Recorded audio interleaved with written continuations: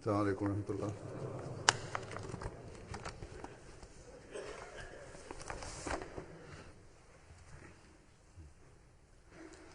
अशहदु अल्ला इलाहा इल्लल्लाह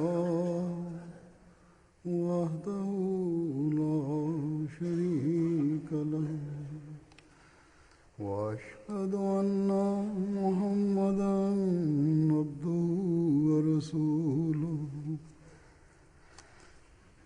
अम्मा बअदु फ़अऊज़ु बिल्लाहि मिनश शैतानिर रजीम। बिस्मिल्लाहिर रहमानिर रहीम। अल्हम्दुलिल्लाहि रब्बिल आलमीन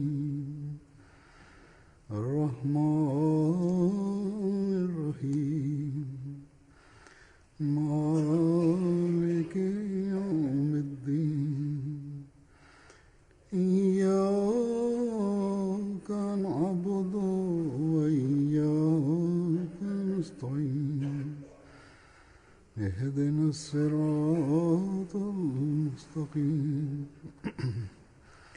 सिरातल लज़ीना अनअमता अलैहिम गैरिल मग़्दूबि अलैहिम वलद्दाल्लीन।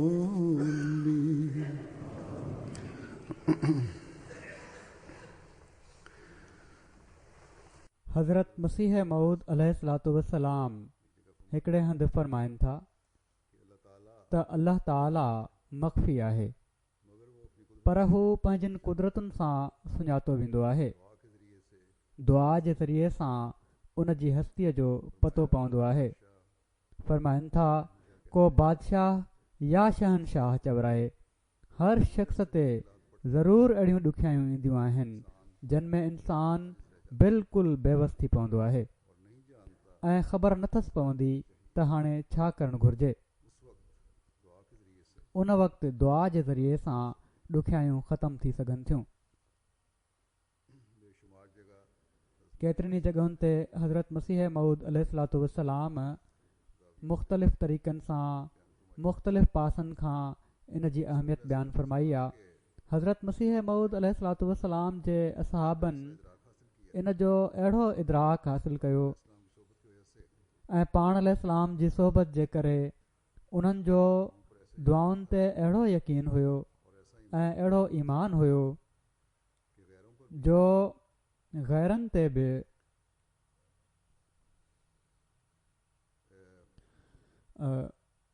हिननि जी धाक हुई ऐं गैर मज़हब वारा बि जेके अहमदिन सां ताल्लुक़ रखण वारा हुआ सम्झंदा हुआ त हिननि जूं दुआऊं ॾाढियूं क़बूल थियनि थियूं।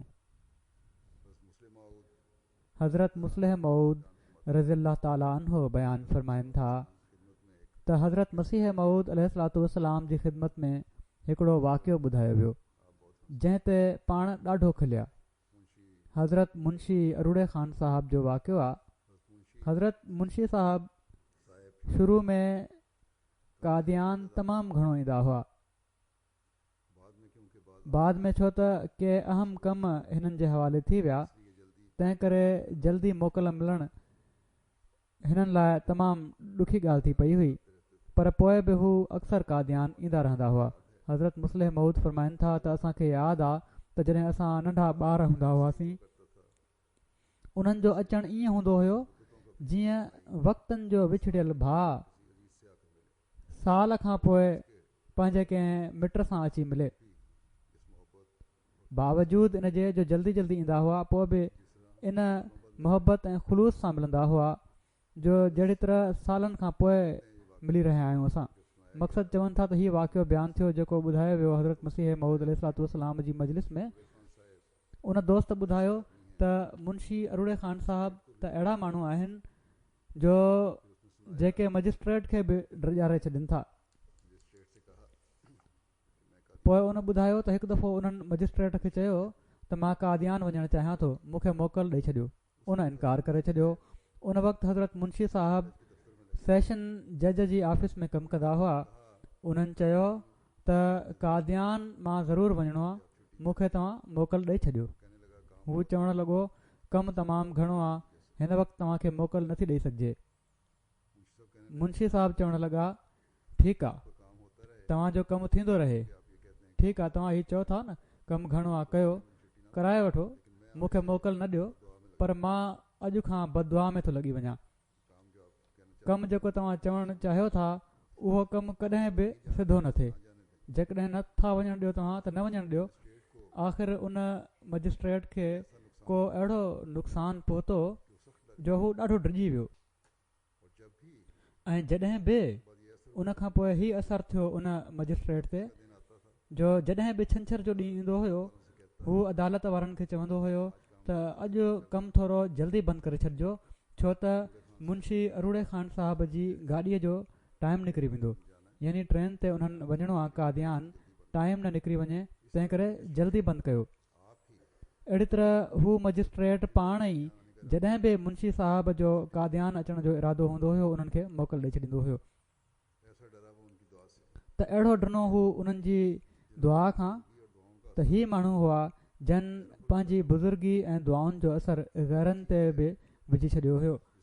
ऐं इहा ई शइ आहे जंहिंखे असांखे अॼु बि पंहिंजे साम्हूं रखणु घुरिजे ऐं अल्लाह ताला सां तालुक़ में वधणु घुरिजे।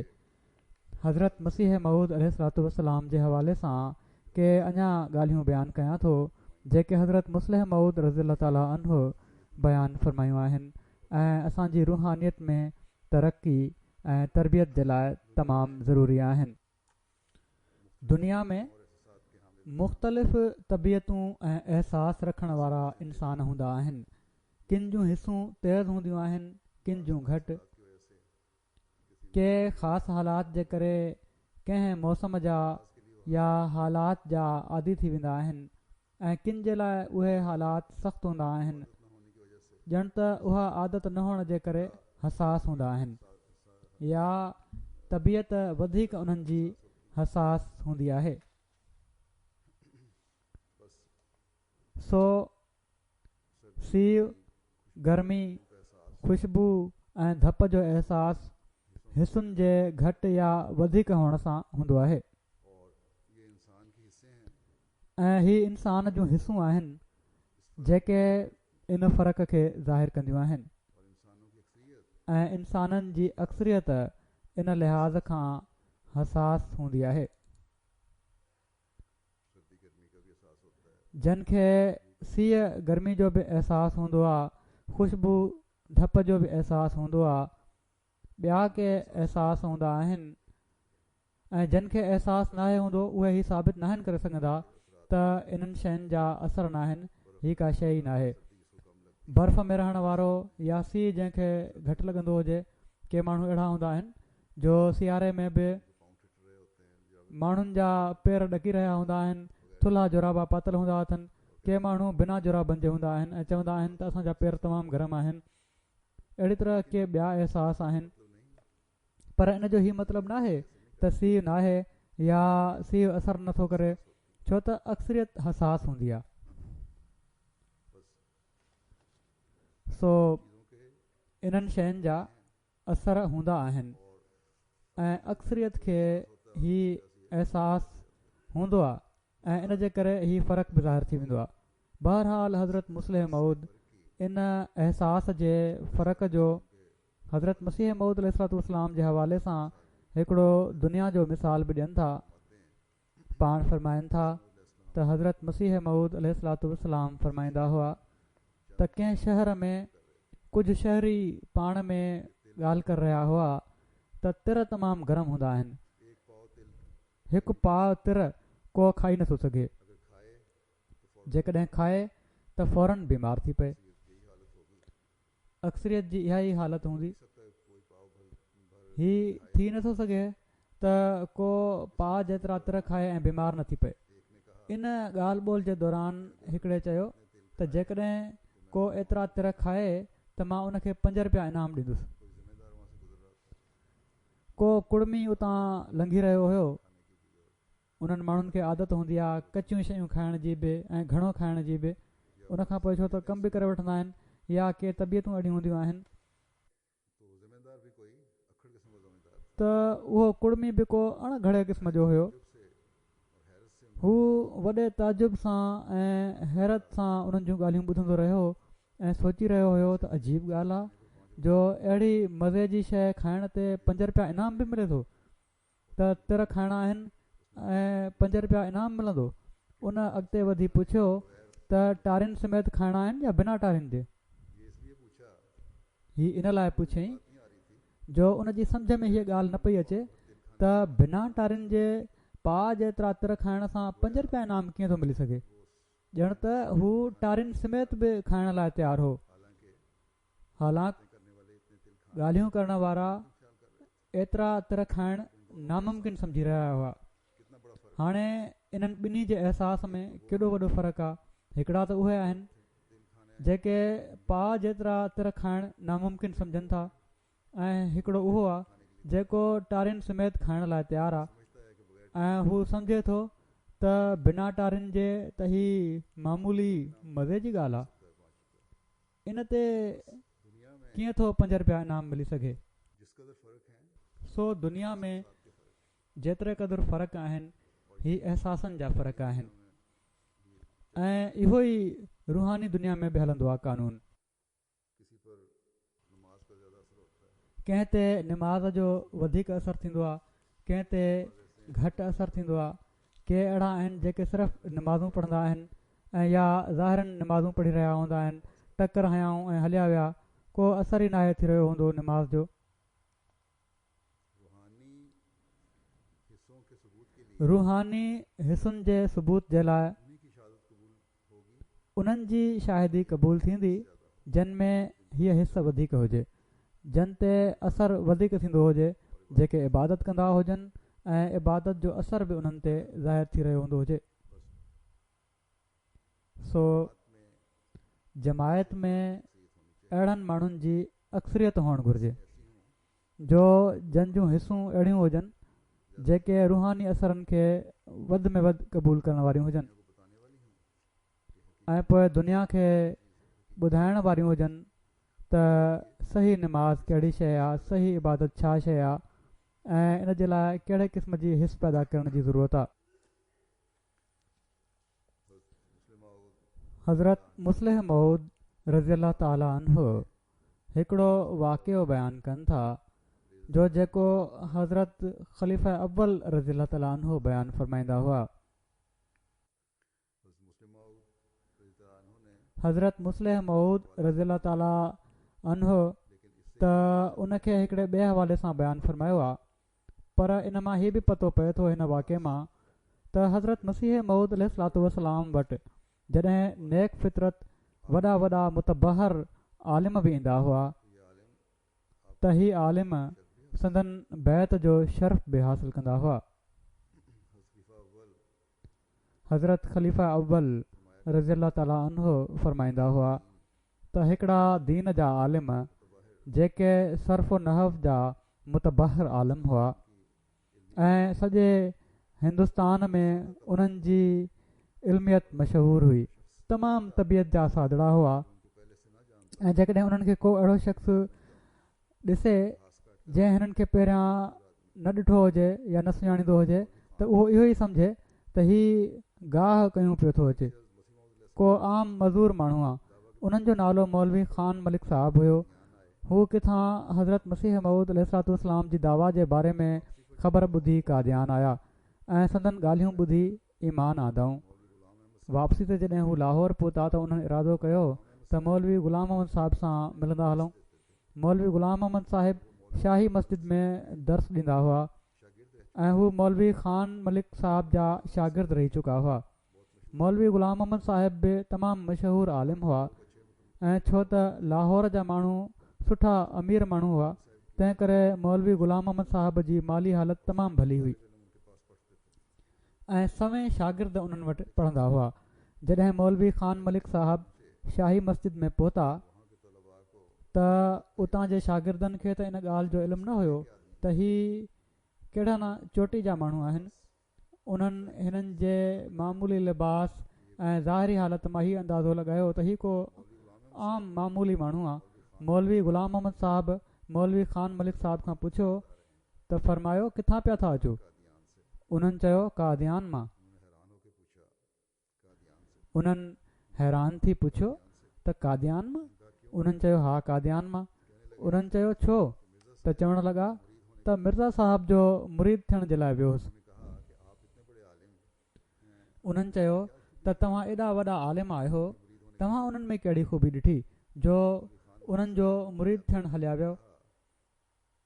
मौलवी ख़ान मलिक साहिबु पंजाबी में उन्हनि खे चयो त तूं अपना कमु कर, तैनूं त काला यकूल बि चङी तरह नहीं आंदा। माना त तूं पंहिंजो कमु कर, तोखे त अञा काला यकूल बि चङी तरह नथो अचे।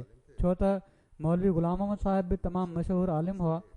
तंहिं करे जॾहिं मौलवी ख़ान मलिक साहिबु ही लफ़्ज़ चया त मौलवी ग़ुलाम मोहम्मद साहिब जे शागिर्दनि खे ॾाढी कावड़ आई ऐं उन्हनि मौलवी ख़ान मोहम्मद साहिब खे मुखातिब थी चयो त पोढ़ा तूं ही कहिड़ी ॻाल्हि चई आहे? मौलवी ग़ुलाम मोहम्मद साहिबु उन्हनि खे मना कयो ऐं चयऊं त चुप थी वञो, जेको कुझु ही चई रहिया आहिनि बिल्कुलु सही आहे। त अहिड़ा सईद फितरत माण्हू बि हुआ जेके वेंदा हुआ ऐं हज़रत मसीह मऊद अलैहिस्सलाम जी बैत में शामिल थींदा हुआ। को ज़िद इल्म ते मान न हो उन्हनि खे। अहिड़ी तरह हज़रत मुस्लिह मऊद हिकिड़ो वाक़ियो बयानु कनि था त हज़रत मसीह मऊद अलैहिस्सलाम जे ज़माने में हिकिड़ो अरब आयो।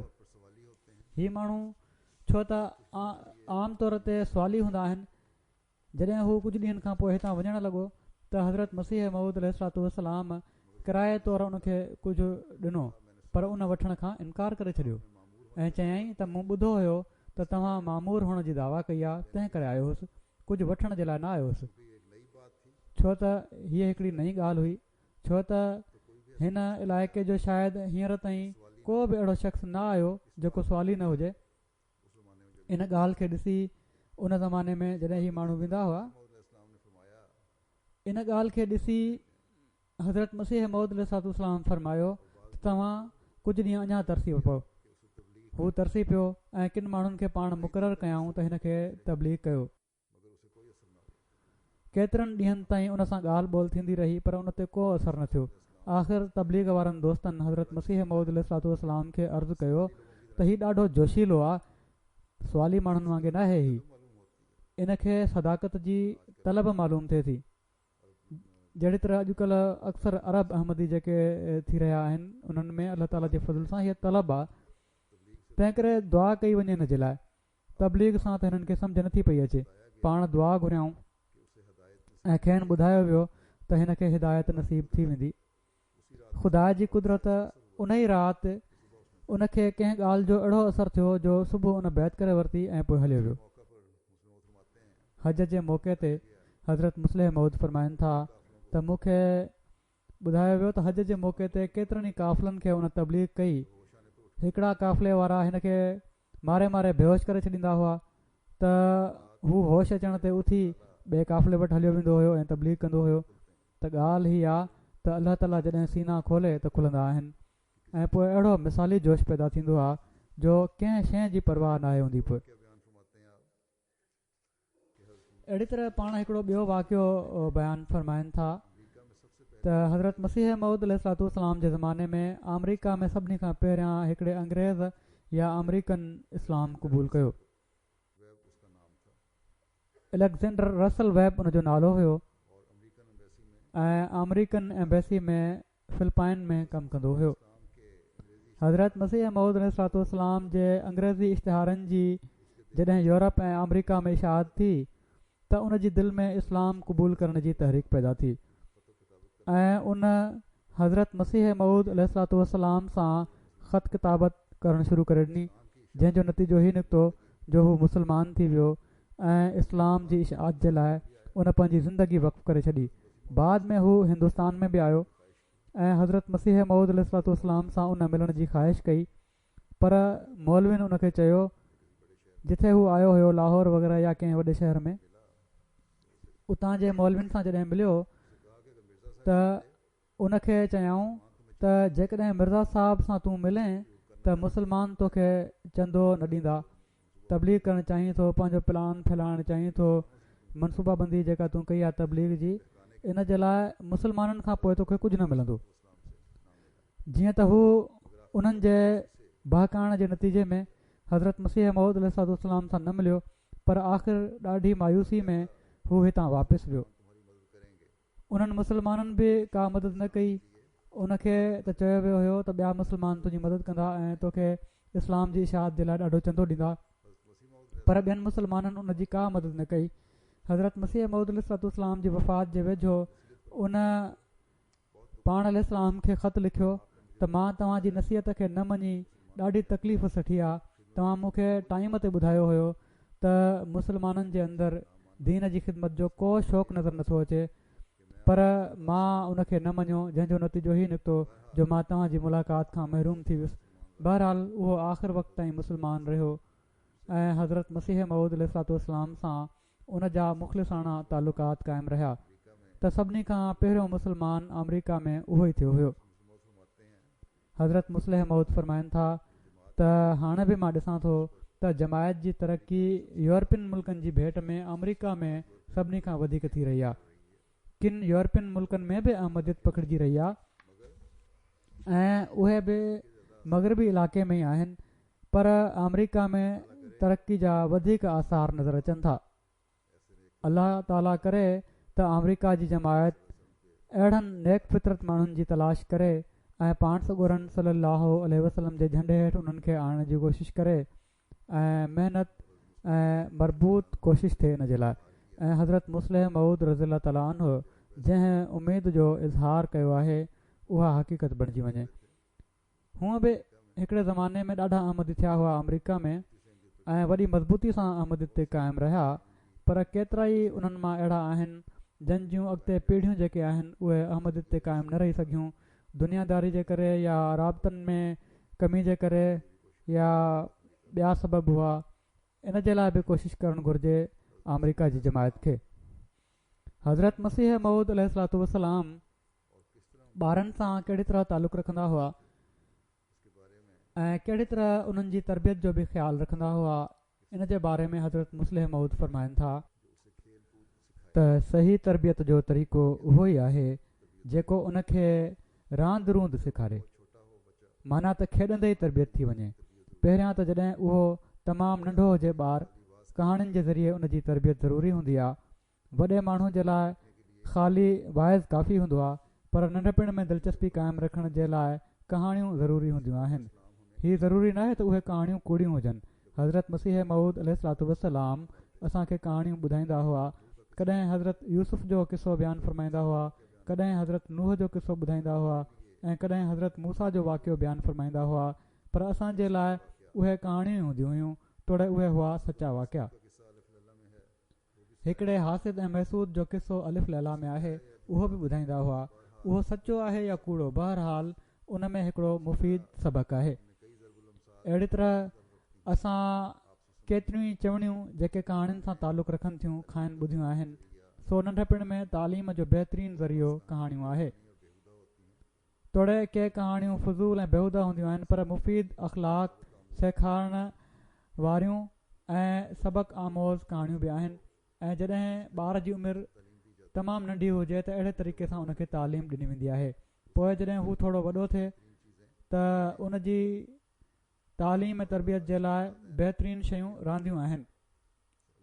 के अची वेंदा आहिनि वालदेन त हीउ खेॾे तमामु घणो थो, जेकॾहिं टीवी गेमुनि ते नथो खेॾे ऐं ॿाहिरि वञी थो खेॾे त खेॾणु ॾियणु घुरिजे ॿार खे।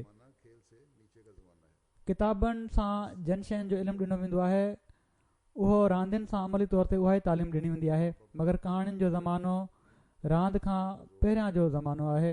सो पीअरनि खे बि ॿारनि खे वक़्तु ॾियणु घुरिजे। जेकॾहिं माउ पीउ ॿई रलिजी ॿारनि जी तरबियत ते ज़ोर ॾियनि, उन्हनि सां दोस्ताना तालुकात रखनि, उन्हनि जी सही तरबियत कनि, उन्हनि खे पाण सां ॻंढनि त यकीननि केतिरा ई तरबियत जा मसइला हल थी वेंदा जंहिंजी माउ पीउ खे शिकायत रहंदी आहे।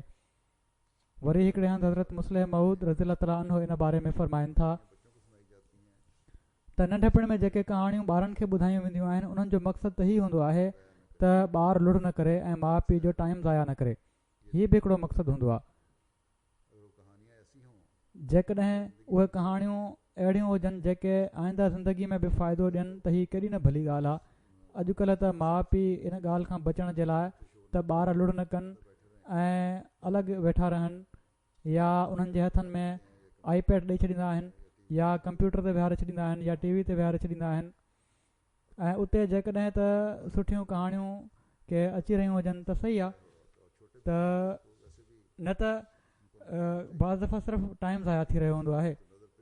ऐं नंढनि ॿारनि खे त हूअं बि उन्हनि खे न विहारणु घुरिजे, छो त हिकु त नज़र ते असरु पवंदो आहे जेकॾहिं घणो वक़्तु वेठा रहनि। ॿियो 2 सालनि खां नंढी उमिरि जे ॿार खे त हूअं बि डॉक्टर चवनि था त उनजी सोच में फ़र्क़ु पइजी वेंदो आहे ऐं पोइ हू हिकु पासे लॻी वेंदो आहे। कॾहिं कॾहिं ख़राबु असरात पैदा थींदा आहिनि। त बहरहाल हज़रत मुस्लिम मौद फरमाइनि था त जीअं हज़रत मसीह मौद अलैहिस्सलाम असांखे कहाणियूं ॿुधाईंदा हुआ, कहाणियूं ॿुधाइण जो जेको फ़ाइदो उन वक़्तु थींदो आहे उहो बि उन्हनि सां हासिलु थींदो हुयो। जेकॾहिं उन वक़्तु पाण उहे कहाणियूं न ॿुधाइनि हा त पोइ असीं लुड़ कयूं हा ऐं पाण कमु न करे सघनि हा। सो हीअ ज़रूरी हूंदो आहे त असांखे कहाणियूं ॿुधाए चुप करायो वञे हा। ऐं इहो ई सबबु हुयो जो राति महिल असांजी दिलचस्पी खे क़ाइमु रखण जे लाइ जॾहिं बि पाण फारिग थींदा हुआ कहाणियूं ॿुधाईंदा हुआ त जीअं असां सुम्ही पऊं ऐं पाण कमु करे सघनि। ॿार खे कहिड़ी ख़बर हूंदी आहे त उनजा माउ पीउ केॾो वॾो कमु करे रहिया आहिनि। उनखे त जेकॾहिं दिलचस्पी जो सामान मुहैया न कयो वञे त हू लुड़ कंदो आहे ऐं कहाणी ॿुधाइण जो मक़सदु हीअ हूंदो आहे त ॿार सुम्ही पवंदा आहिनि। उन ज़माने में त हीअ शयूं न हुयूं, माउ पीउ महिनत बि कंदा हुआ। हाणे जहिड़ो की मूं चयो के शयूं अहिड़ियूं अची वियूं आहिनि जंहिंजे करे माउ पीउ हिकु त महिनत नथा कनि तरबियत ते, ॿियो उन्हनि जा तालुक़ घटिजी विया आहिनि ॿारनि सां। इन तरफ़ तवजो ॾियणु घुरिजे। पाण फरमाइनि था त कहाणियुनि जी हीअ ज़रूरत अहिड़ी आहे जंहिंखे सभिनी मञियो आहे, तोड़े उहा वक़्ती ज़रूरत हूंदी आहे। उन वक़्तु उनजो फ़ाइदो सिर्फ़ु एतिरो हूंदो आहे जो ॿार खे अहिड़ी दिलचस्पी पैदा थी वेंदी आहे जो उहो गुम थी सुम्ही पवंदो आहे। माउ पीउ जो मक़सदु हीअ हूंदो आहे त असांजो टाइम ज़ाया न थिए, इन लाइ उहे उनखे लेटाए कहाणियूं ॿुधाईंदा आहिनि या उन्हनि मां हिकिड़ो उनखे ॿुधाईंदो आहे ऐं ॿियो कम में लॻो रहंदो आहे या पोइ हिकिड़ो ॿुधाईंदो आहे ऐं बाक़ी ख़ानदान आराम सां कमु कंदो आहे।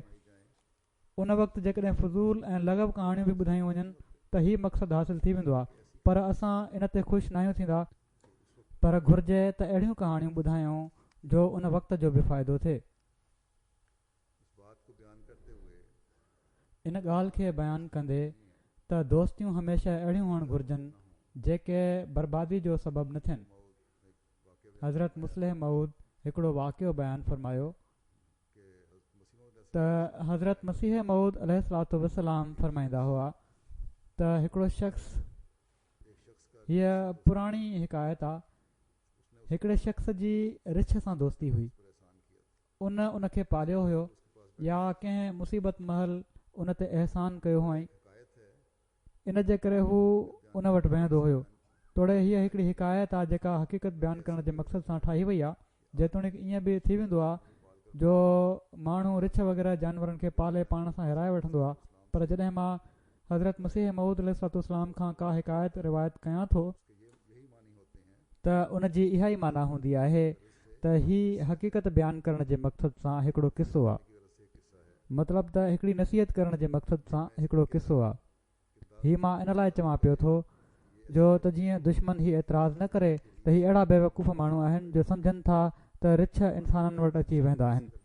हीअ पुराणियूं हिकायतूं सबक़ु हासिलु करण जे लाइ हूंदियूं आहिनि ऐं उन्हनि मां मुराद अहिड़ियूं ख़ुशूसियतूं रखण वारा इंसान हूंदा आहिनि, यानी के माण्हू अहिड़ियूं ख़ुशूसियतूं रखंदा आहिनि जो उहे ई हरकतूं करे रहिया हूंदा आहिनि। मिसाल जे तौर ते पुराणियुनि हिकायतुनि में बादशाह जे दरबार खे शींहं जो दरबार ऐं उनजे अमीरनि ऐं वज़ीरनि खे ॿियनि जानवरनि जी सूरत में पेश कयो वेंदो हो ऐं अहिड़ी तरह उहो बादशाह बि जंहिंजे बारे में ॻाल्हि थींदी हुई तमामु मज़ा वठी पढ़ंदो हुयो। ख़ैर त रिछ उन माण्हू जो दोस्त हुयो ऐं उन वटि ईंदो हो। हिकिड़े ॾींहुं उनजी वालदा बीमार थी वई ऐं हू भरिसां वेठो विञणो पियो हणेसि ऐं मखियूं पियो उॾारे। ओचितो उनखे कंहिं ज़रूरत जे लाइ ॿाहिरि वञणो पियो ऐं उन रिछ खे इशारो कयो त तूं थोरो मखियूं उॾार, मां ॿाहिरां थी अचां।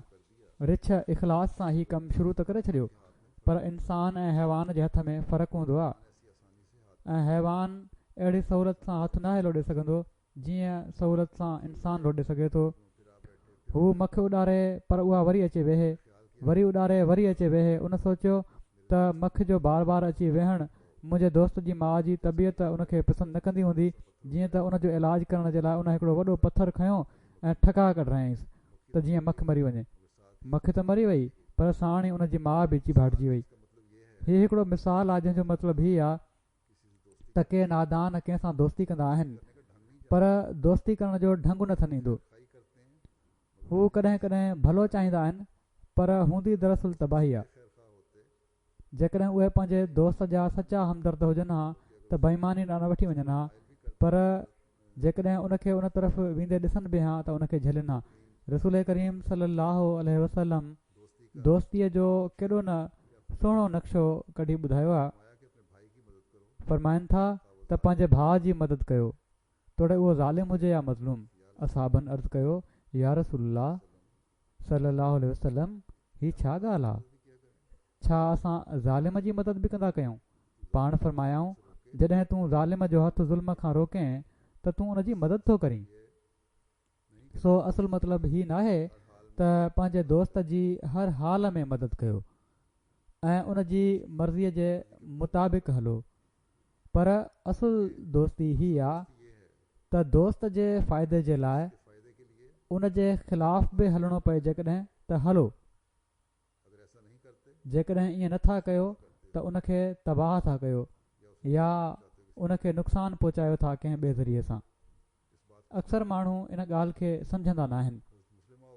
हज़रत मुस्लिह मऊद हिकिड़ो मिसाल ॾिनो, हिकिड़ो उते कादियान जो, जॾहिं ही फरमायो हुआ त कंहिं शख़्स जो कंहिं सां झेड़ो थी पियो, उनजे हिकिड़े दोस्त बिना सोचे सम्झे नाहक दोस्तीअ जो हक़ अदा करण जे लाइ या दोस्तीअ जो हक़ अदा करण जे दोखे में उन झेड़े में ख़ूब हिसो वरितो।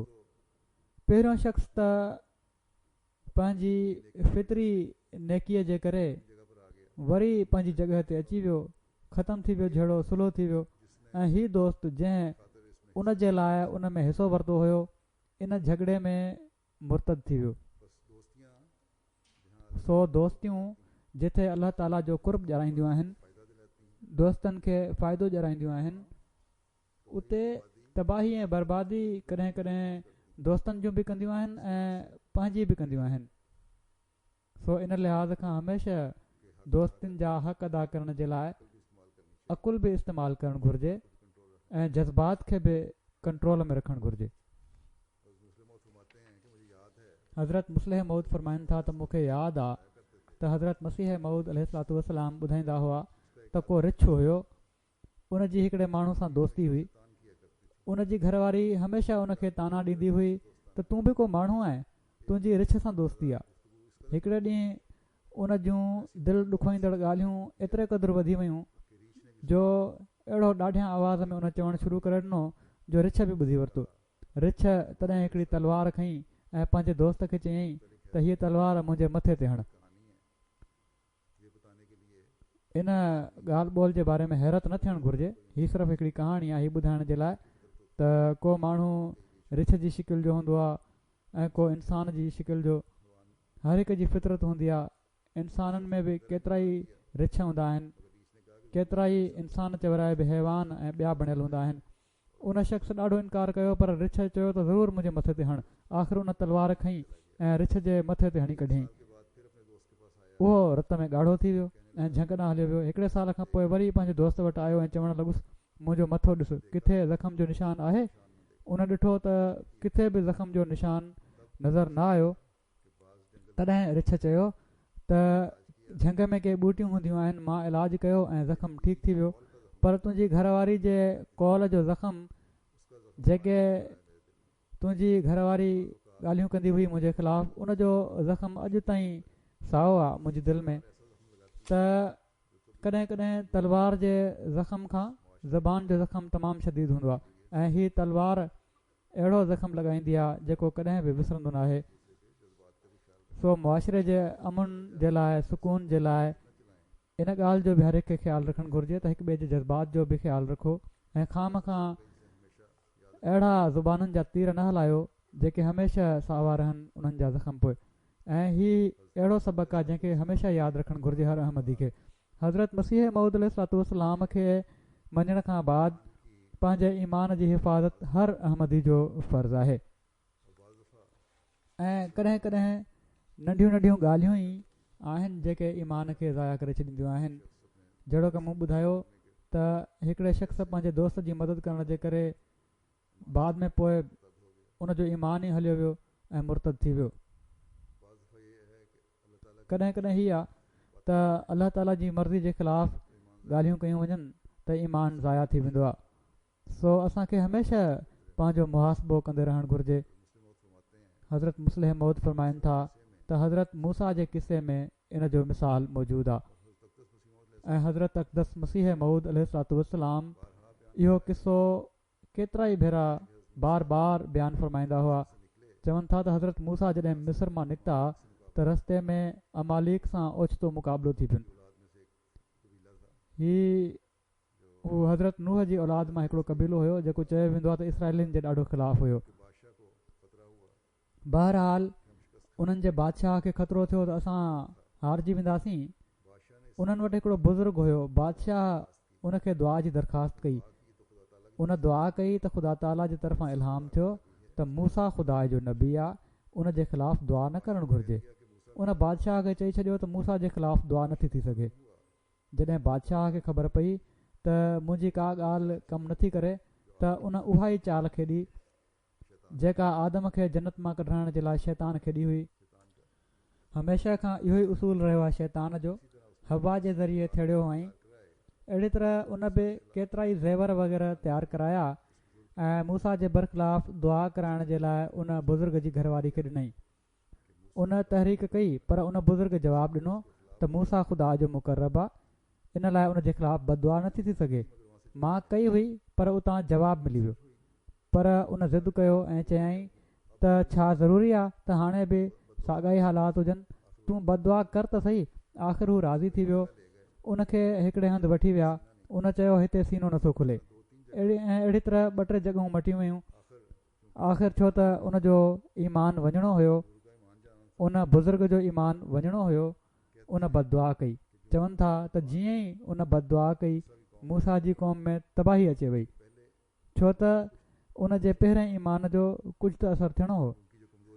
मतिलबु त उन्हनि जी जेका कमज़ोरी हुई ईमान जी, उन क़ौम में तबाही इन लाइ थी जो उन्हनि जे पंहिंजे ईमान जी कमज़ोरी जे करे उहो हिकिड़ो वक़्ती तौर ते नुक़सानु उन्हनि सठो। ऐं हेॾां ही बुज़ुर्ग जेको बणियलु हुयो उनजो ईमान कबूतर जी शिकिल में उॾी वियो। उनजो ईमान बि ख़तमु थी वियो, छो त अलाह ताला मना कयो हुयो त दुआ नाहे करणी, पर दुआ कयईं ऐं उनखे सज़ा हीअ मिली त आइंदा खां मूसा जे ख़िलाफ़ु दुआ करण जे करे उनजी बुज़ुर्गी जो जेको रुतबो हुयो, मक़ाम हुयो, उहो ख़तमु थी वियो ऐं उहो कुर्ब जो एज़ाज़ जेको हुयो अलाह ताला जे अॻियां उहो बि ज़ाया थी वियो। मुस्लिम मऊद फरमाइनि था त बेशक हीउ हिकिड़ो किस्सो आहे, पर इन जो मतिलबु हीअ आहे त जहिड़ी तरह कबूतर हथां निकिरी वेंदो आहे, अहिड़ी तरह ईमान उन जी दिलि मां निकिरी वियो। छो त ईमान महिनत सां ईंदो आहे ऐं वेंदो हिकिड़े फ़िक्रे में आहे। ईमान आणणु, क़बूल करणु, कंहिं शइ खे तस्लीम करणु ऐं पोइ उन ईमान में वधणु, उन ते ॾाढी महिनत लॻंदी आहे। पर हिकिड़ी मामूली ॻाल्हि आहे जेको हिकिड़ो फ़िक्रो आहे, अलाह ताला जी रज़ा जे ख़िलाफ़ु हिकिड़ी ॻाल्हि आहे जो उन सां पोइ ईमान ज़ाया थी वेंदो आहे। तंहिं करे ज़रूरत आहे त इंसानु हर वक़्तु होशियारु रहे, पंहिंजो मुहासिबो कंदो रहे। ज़िक्र इलाही जी तरफ़ हज़रत मसीह मऊद अलैहिस्सलाम जे हवाले सां तवजो ॾियारींदे हज़रत मुस्लिह मऊद फरमाइनि था त हज़रत मसीह मऊद अलैहिस्सलाम कंहिं बुज़ुर्ग जो ई कौल ॿुधाईंदा हुआ त दस्त दरकार व दिल बायार, यानी इंसान जा हथ त कमनि में मशगूल हुअणु घुरिजनि पर उन जी दिलि अलाह ताला जी तरफ़ मुतवजह हुअणु घुरिजे। अहिड़ी तरह हिकिड़े बुज़ुर्ग जे बारे में मशहूरु आहे त उन्हनि खां कंहिं पुछियो त मां घणा भेरा अलाह ताला जो ज़िक्र कंदो कयां। उन्हनि चयो त महबूब जो नालो वठणु ऐं पोइ घणे घणे त असुलु ज़िक्र उहो ई आहे जेको अणगढ़ियल हुजे, पर हिकिड़ो मुयन वक़्तु मुक़ररु करण में हीअ ख़ूबी हूंदी आहे त इंसानु उन वक़्तु पंहिंजे महबूब जे लाइ ॿियनि कमनि खां बिल्कुलु अलॻि थी वेंदो आहे। ऐं छो त हीअ ॿई हालतूं ज़रूरी आहिनि, तंहिं करे सही तरीक़ो इहो आहे त मुयन रंग में बि अलाह ताला जो ज़िक्र कयो वञे। ऐं अॼुकल्ह दुनियादारी में पयल माण्हू नथा सम्झनि इन ॻाल्हि खे, इन लाइ उन्हनि खे बहरहाल वक़्तु कढणु घुरिजे ऐं ग़ैर मुयन तौर ते बि उथंदे वेहंदे वक़्तु कढनि ऐं ग़ैर मुयन तौर ते उथंदे वेहंदे बि अलाह ताला खे यादि कयो वञे ऐं उन जे फज़लनि ऐं अहसाननि जो बार बार ज़िक्र कयो वञे। दीन जी ॻाल्हियुनि खे ग़ौर सां ॿुधणु, उन्हनि खे यादि रखण जी कोशिशि करणु ऐं पोइ उन ते अमल करणु, हीअ हिकिड़े अहमदीअ जो मतमह नज़र हुअणु घुरिजे। ख़ुतबनि खे ॿुधी वठणु, तक़रीरुनि खे ॿुधी वठणु, इजलासनि में शामिलु थी वञणु या वक़्ती तौर ते को किताब पढ़ी वठणु ऐं उन जो वक़्ती असरु वठणु, उनखे यादि न रखणु या अमल न करणु, हीअ को फ़ाइदो नाहे ॾींदो इंसान खे। हज़रत मुस्लिह मऊद फ़रमाइनि था त हज़रत मसीह मऊद अलैहिस्सलातु वस्सलाम हिकु भेरे औरतुनि में उन्हनि जी तरबियत जे लाइ मुख़्तलिफ़ लेक्चर ॾियणु शुरू कया ऐं केतिरनि ॾींहंनि ताईं पाण लेक्चर ॾींदा रहिया। हिकिड़े ॾींहुं पाण फ़रमायाऊं त असांखे औरतुनि जो इम्तिहान बि वठणु घुरिजे त जीअं ख़बर पए त हू असां जिन ॻाल्हियुनि खे केसि ताईं सम्झनि थियूं। ॿाहिरां हिकिड़ी औरत आयल हुई। हज़रत मसीह मऊद अलैहिस्सलातु वस्सलाम उन खां पुछियो त ॿुधाए, मूंखे 8 ॾींहं लेक्चर ॾींदे थी विया आहिनि, मां इन्हनि लेक्चरनि में छा बयानु कयो आहे? हूअ चवणु लॻी त इहे ई ख़ुदा ऐं रसूल जूं ॻाल्हियूं तव्हां बयानु कयूं आहिनि, ॿियो छा बयानु कयो आहे?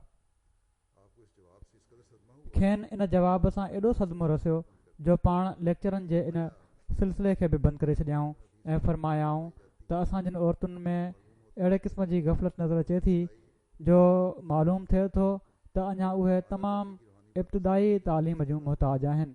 आला दर्जे जूं रूहानी ॻाल्हियूं ॿुधण जी उन्हनि में सलाहियत ई न आहे। हज़रत मुस्लिम मौद फ़रमाइनि था इहो ई किन मर्दनि जो हाल आहे, पर मां त चवंदुसि त केतिरनि ई मर्दनि जो हाणे ई हाल आहे। हाणे किन जॻहियुनि ते त इन जो उबतड़ बि थी रहियो आहे। के औरतूं मर्दनि खां वधीक इल्मु रखनि थियूं ऐं जॾहिं हू पंहिंजे मर्दनि खे यादि कराइनि थियूं त हीअ दीन जी ॻाल्हि आहे, इन ते अमल कयो, त के अहिड़ियूं शिकायतूं बि ईंदियूं आहिनि जो मर्दनि जो जवाबु हूंदो आहे त दीन त घणो कुझु चए थो, असां त ईअं ई रहंदासीं ऐं ईअं ई कंदासीं जेका असांजी मर्ज़ी हुजे।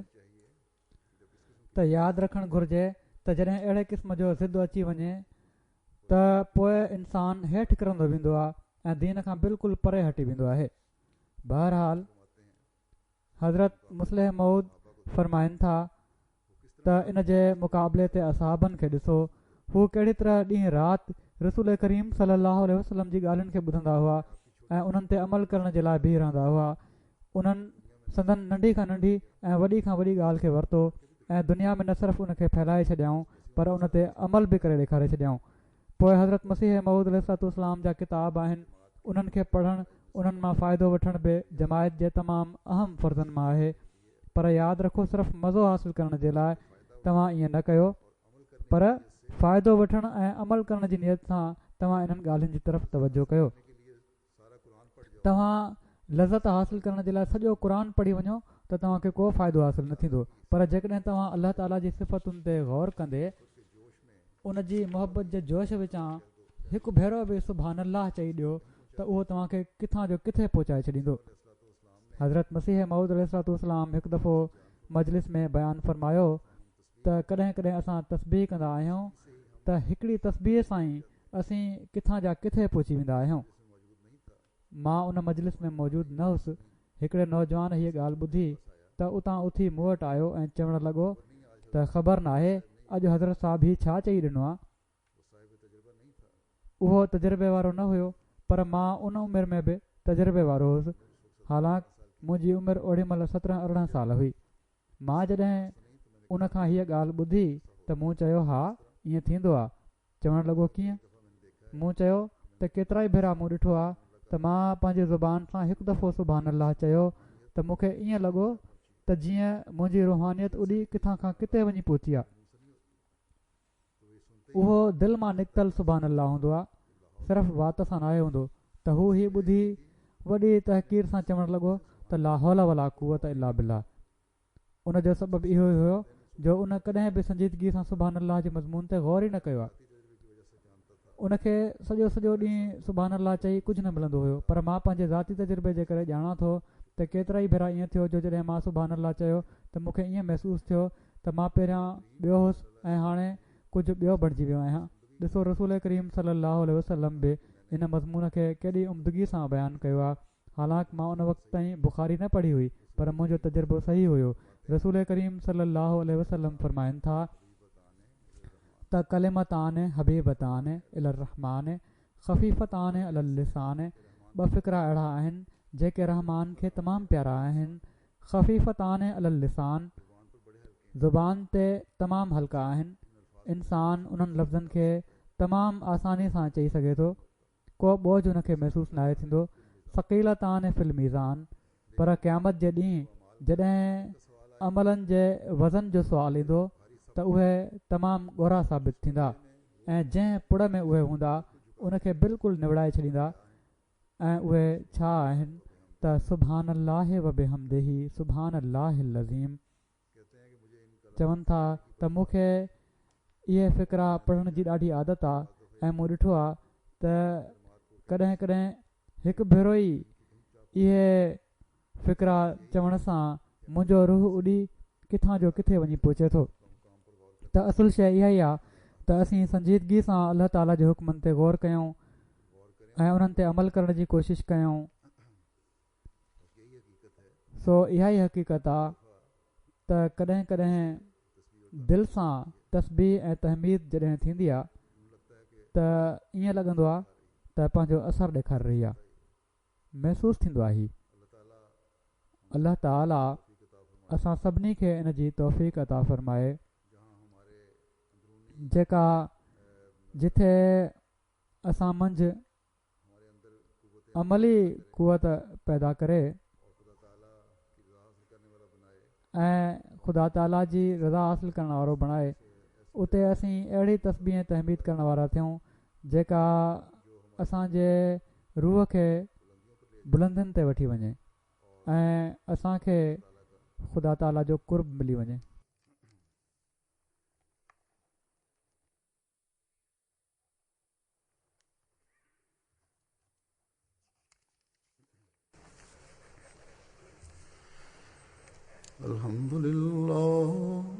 अल्हम्दुलिल्लाह नहमदुहु व नस्तईनुहु व नस्तगफिरुहु व नुमिनु बिही व नतवक्कलु अलैहि व नऊज़ु बिल्लाहि मिन शुरूरि अनफुसिना व मिन सय्यिआति अअमालिना। मन यहदिहिल्लाहु फला मुदिल्ल लहु व मन युद्लिल्हु फला हादिय लहु व नशहदु अन ला इलाहा इल्लल्लाह व नशहदु अन्ना मुहम्मदन अब्दुहु व रसूलुहु। इबादल्लाह रहिमकुमुल्लाह, इन्नल्लाह यअमुरु बिल अदलि वल इहसानि व ईताइ ज़िल क़ुर्बा व यन्हा अनिल फ़हशाइ वल मुनकरि वल बग़ि यइज़ुकुम लअल्लकुम तज़क्करून। उज़्कुरुल्लाह यज़्कुरुकुम